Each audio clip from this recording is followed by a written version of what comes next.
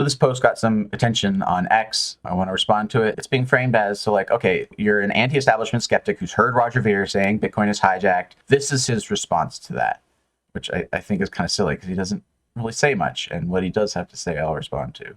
The block size wars proves that Bitcoin can't be hijacked. So his entire scheme to frame it as a hijacking of Bitcoin not only is wrong, but is the complete opposite of what happened, because he tried to fucking hijack Bitcoin and he failed, right? That's what actually happened. So this is kind of funny because, like I said, he hasn't really said anything. All he said is, Roger says X, I disagree. There was a hijacking? No, there wasn't. We tried to hijack Bitcoin? No, you tried to hijack Bitcoin. Okay, great, dude. He was the establishment trying to hijack Bitcoin because he wanted Bitcoin to change. So let's talk about which side wanted Bitcoin to change. Up until around 2015, its natural state, as adoption increased, was for the size of the blocks to get bigger. The hard cap on Bitcoin's block size, the 1 megabyte block size limit that was introduced relatively early on as like a spam measure / preventing like a poison block attack, that was there, but because we hadn't reached it yet, Bitcoin was allowed to grow. Imposing a limit that's below market demand for block space changes Bitcoin dramatically.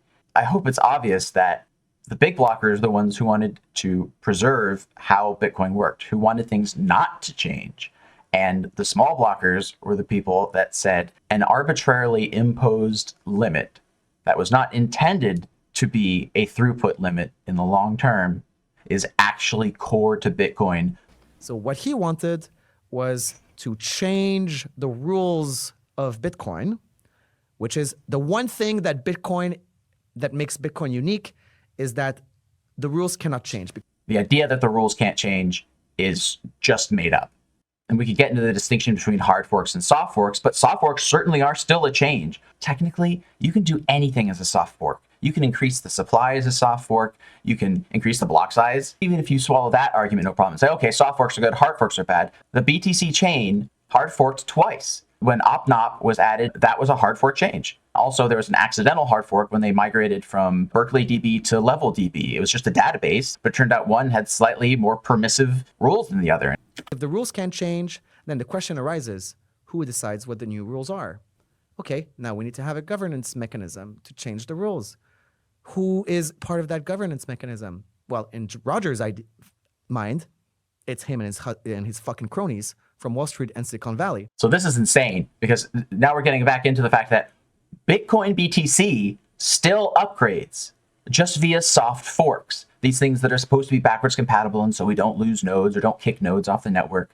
But that has the exact same problems. And like I said, you can do pretty much anything with a soft fork that you can do with a hard fork. All these problems that he says you're going to have with governance and then who's going to decide the things, that's something you have to figure out in a system like Bitcoin. His idea was, let's compromise on the fact that Bitcoin is not governable. Let's make Bitcoin governable. Let's put me and my friends at the top, and let's change the rules to achieve a goal, which is slightly lower transaction fees.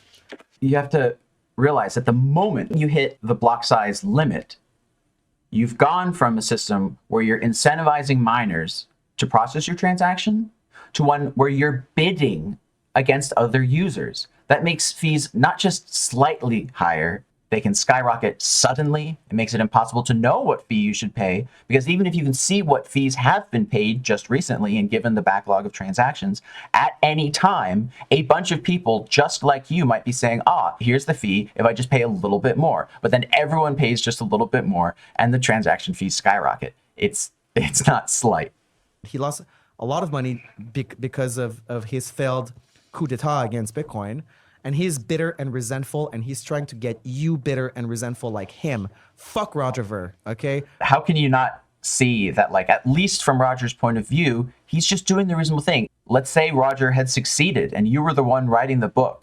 Would it discredit your argument to say that you're lost and bitter and just want other people to be bitter? No, you would have to argue against the actual points, but he's not doing that here. He advocates for individual freedom, free market. He's right about a lot of things. So it's tempting to believe Roger because he's well-spoken and he's dedicated and he's motivated for human freedom and free markets.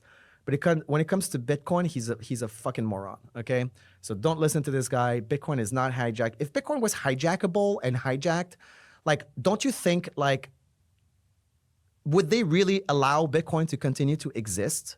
Oh, if Bitcoin is hijacked, why do we even exist at all? Why haven't they totally killed us? Well, maybe because that was the best way to kill Bitcoin, was not to kill it, but to hijack it and neuter it. The fact that he even tries to make this argument is just laughable to me. After he calls Roger a fucking moron about Bitcoin, he goes on to make this argument. Are you serious? You should look at Roger's book and Roger's ideas of Bitcoin is hijacked as being like, no, actually, think of it like this. He tried to hijack Bitcoin and it didn't work. He's not countering anything in the book. He's not saying he says in the book X, Y, Z, and it is wrong because Y. He's saying, here's how to think of it. Take everything he says in the book and just say the opposite. And that's actually what it is, because I'm telling you. Come on, dude. He's not really providing an argument. He's providing a story. In some way that sort of explains the framing of the tweet, right? Oh, you've like heard this stuff, but listen to this. It'll make you feel better. It's like, well, yeah, if you want someone to just like parrot bullshit,